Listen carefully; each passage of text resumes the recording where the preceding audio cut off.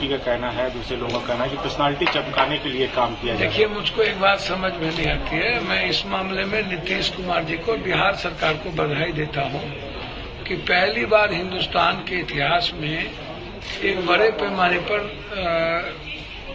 BPSC के तहत examination, सफल एग्जामिनेशन बिहार में लिया गया, जहां पर पहला एग्जामिनेशन है जहां पर एग्जामिनेशन होने के बाद क्वेश्चन जैसी बातें, लिकआउट में जैसी बातें नहीं आई, और जो बच्चे एग्जाम देने आए और अच्छे से चले गए एग्जामिनेशन, इसको मीडिया नहीं दिखाती है। मीडिया जो नरेंद्र मोदी जी कभी रोजगार और किसानों की बात नहीं किए, मीडिया नरेंद्र मोदी जी के कपड़े को, चेहरे को दिखाती है।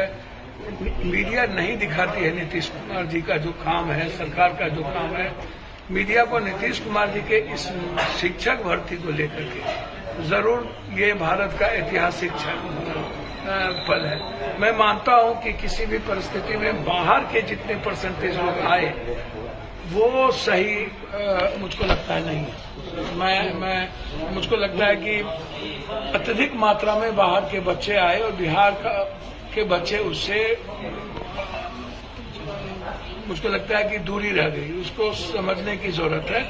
और कुछ आरक्षण का मुद्दा जो इसमें पालन नहीं हुआ, मुझको लगता है कि कुछ चीजें जो बच्चे उठा रहे हैं, निश्चित रूप से जिस मुद्दों को, जिस पॉइंट को बच्चे उठा रहे हैं उस पर तवज्जो देने की भी जरूरत थी और उसको फ्यूचर में भी इंक्वायरी करने की जरूरत थी। लेकिन जो एग्जामिनेशन हुआ वो बहुत ही, देश में ये सबसे सफल एग्जामिनेशन था और मुझको लगता है कि ऐतिहासिक निर्णय था इस सरकार की, और आने वाले समय में सरकार को और भी ऐतिहासिक निर्णय नौकरी के सवाल पर, रोजगार के सवाल पर लेने की जरूरत है।